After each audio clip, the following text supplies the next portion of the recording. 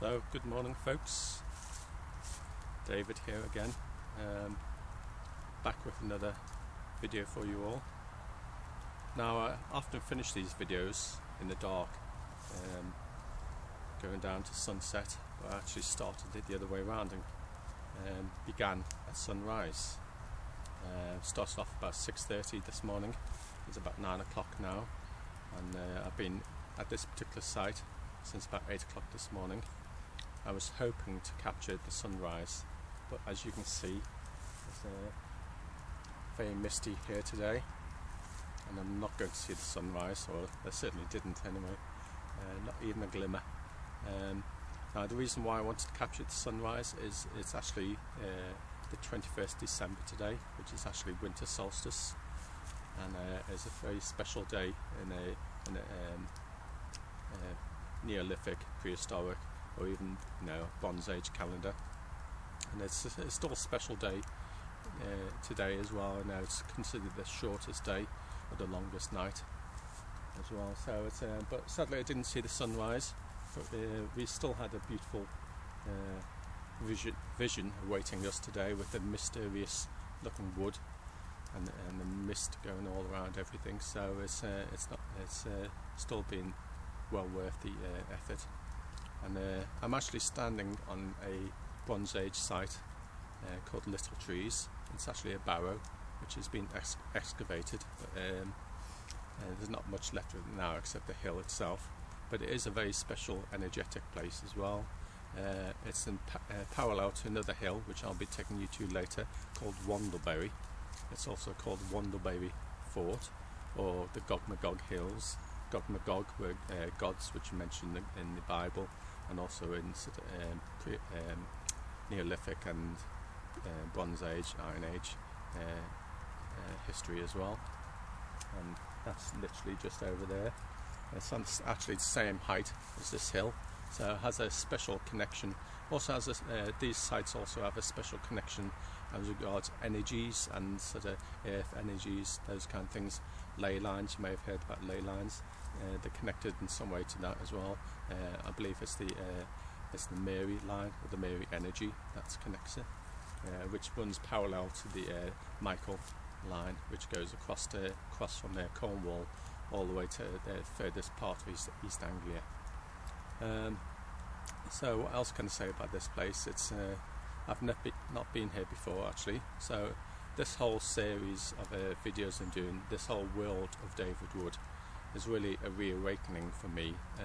For a long time I was into this stuff, but I didn't really follow it through, I didn't really delve into it. So what I've been doing with this is really sort of absorbing more of it, and sort of researching it, and sort of letting it influence my art more as well, which is important to me. I didn't take this fantasy side of my arts as seriously as I should have done. I was influenced by my parents and my society and my peers, who who haven't always had their best interests for me at their heart.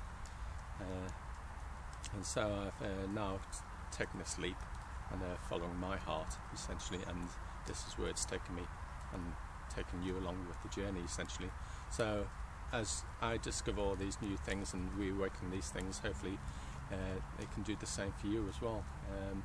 Anyway, with no further ado, let's have a little wander around here, and then I'll take you on to some other interesting sites. So we're going to see Wandleberry, and there's another barrow around there which is supposed to have very special energies and strange things happen. That's called Wormwood Hill, and so looking forward to going to see that one. But let's have a look around here, okay?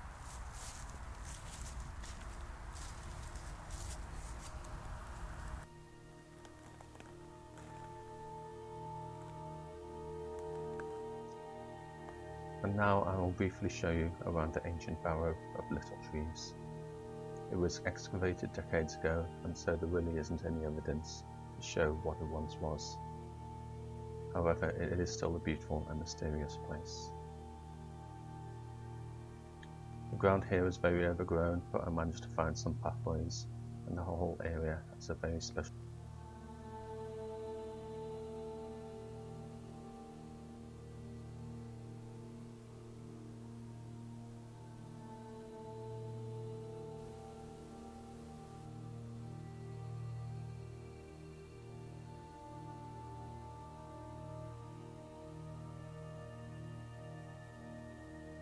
couple of strange things happened whilst I was here, but nothing that I caught on camera sadly. This I did capture however, and I can't help but think it looks a little strange here.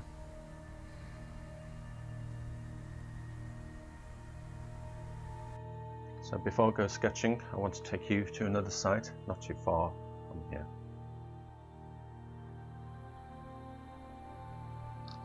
And here we are, about 3 or 4 miles from where we were before, and closer to the centre of Cambridge, where I live. This is an area called Cherry Hinton, and what we were looking at is a site called the Giant's Grave. It was once a natural spring, and it got its name from the discovery of 2 giant skeletons that were discovered on a nearby hill called Plein Hill. It's not certain whether a giant skeleton was also found here, although the area has been excavated some years ago. I'm not sure what's happened to the skeletons, but I would like to find out. Just next door is the Robin Hood pub, which claims to have the footprint of a giant in an old megalithic stone. Personally, I'm not convinced by this, as I've put my foot up against the footprint, and they're about the same size, and my feet being a size 11, and I'm just over 6 foot tall. But with no further ado, let's get back to the Gogmagog Hills, into a place called Wormwood Hill, which is another ancient barrow, and I think that's going to be the place where I'm going to do some sketching today.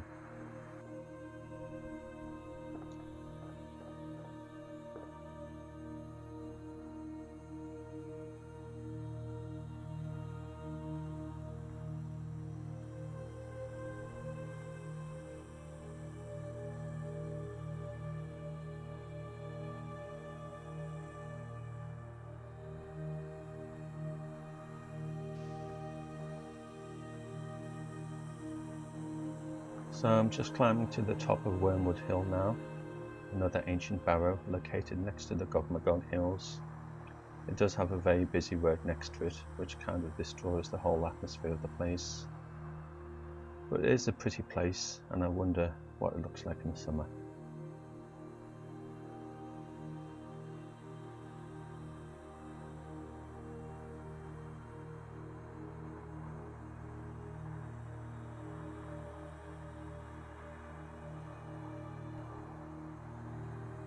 I thought it was very interesting to have such a tree like this at the top of the barrow, and I have since discovered it's an evergreen variety of the oak, called holly oak. I wonder if there's a reason why it stands so prominent at the top of this barrow.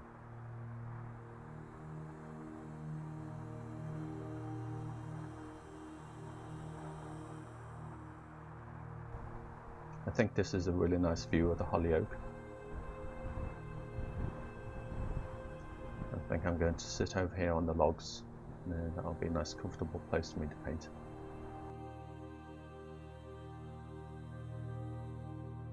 So now I've found an inspiring location, it's time to get on with some sketching. So all my sketches start off with a pencil sketch. I prefer to use really soft pencils, so anything from a 4B upwards really. And now with 20 miles per hour, freezing cold winds hitting me, I need to make sure I'm wrapped up warm, as I might be here for a while.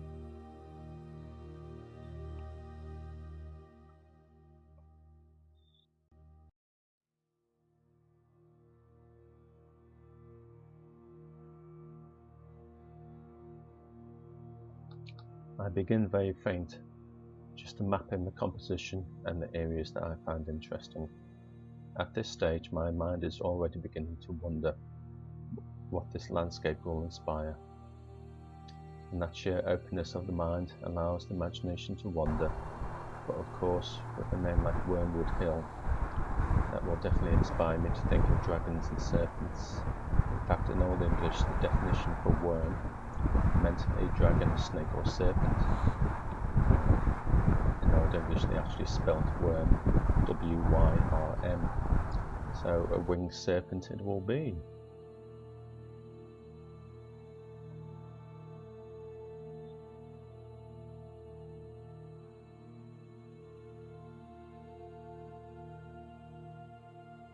So now I have the basic tree structure in place, I can now start to place the dragon. who just happens to be asleep whilst I draw it, which is a relief. Curled around the old oak, it perhaps dreams of gold, battles with knights, or maybe even just warmer days. The dragon draws from all the many images I've seen, and as well as this, I'm trying to bring my own unique take on it, the whole scene as well. At this stage, I also begin to reaffirm the structure of the tree and go darker with the tones.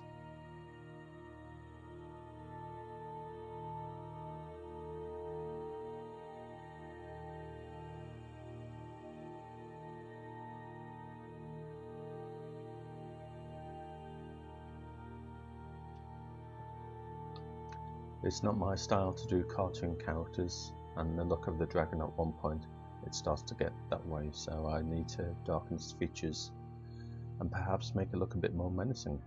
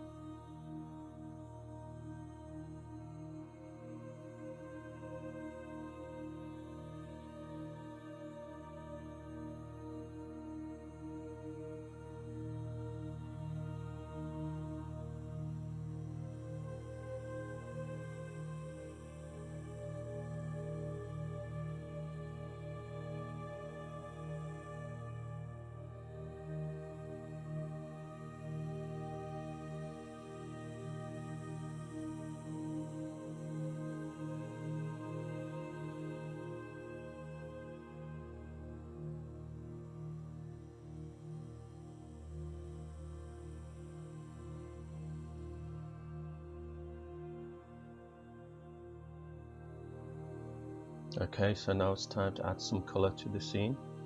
So bring out the watercolours and make sure the palette is firmly attached to the easel.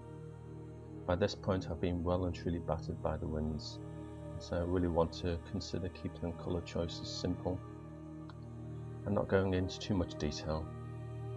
These sketches, although they could be considered end results on their own, they're also studies which can be used in the future for more detailed paintings.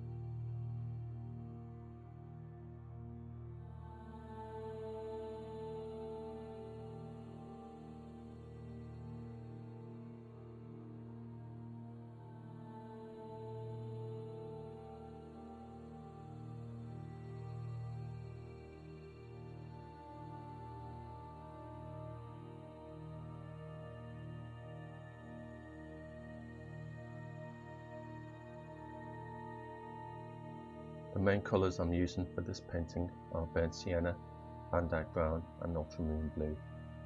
That way I can achieve a range of warm and cool colours, subtle desaturated colours, as well as the light and dark values. Through various stages I also introduced some viridian green and cadmium red.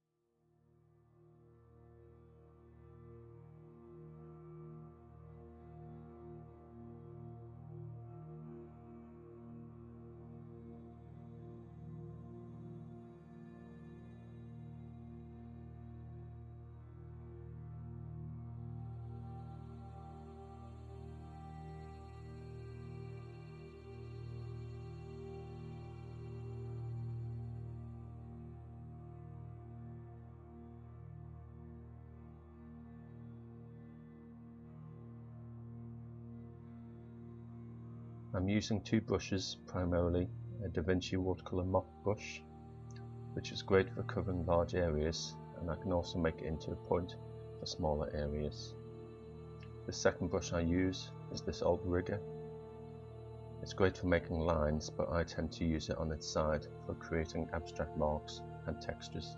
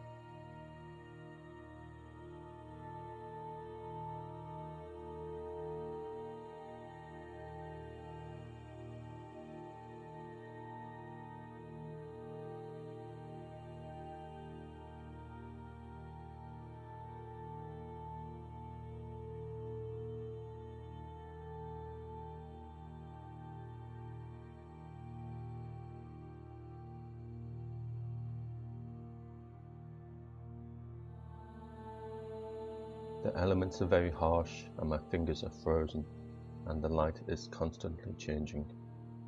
I'm also finding it very difficult to focus, but I love being out here and connecting with the nature that has inspired me.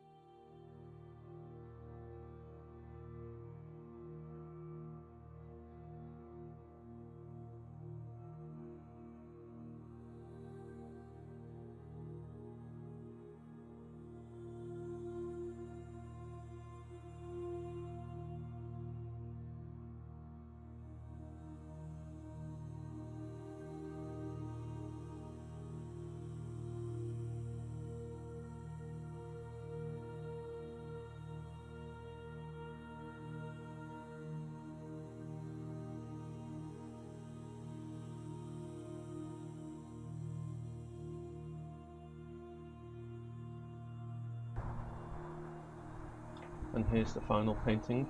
It was hard going at times, but it was well worth it. And in all, the painting took about an hour and 20 minutes. I quite like the colours and the pencil works well with paint. So before the light completely fades, it's time to pack up and do a final little bit of exploration. So now it's a quick visit to the Gog Hills, otherwise known as Wandleberry Park. It was once an ancient British hill fort with ramparts and ditches, and I'll show you one of the ditches in a moment. It also has some chalk carvings cut into the land, perhaps depicting a giant called Gog, or a mother goddess, or even a chariot and an owl. These carvings are all but overgrown now, so it's almost impossible to see them. But they've caused great debate over the decades. Some say they were created in the 1600s, others say the carvings go back an awful lot longer. The debate continues. Now is a country park open to all and provides stunning views of the area surrounding Cambridge, as well as a great place to explore.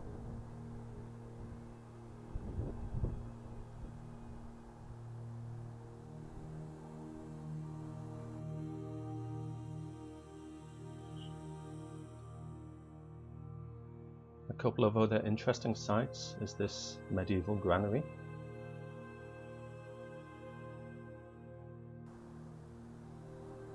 And here's one of the ditches I mentioned earlier that used to surround the hill fort.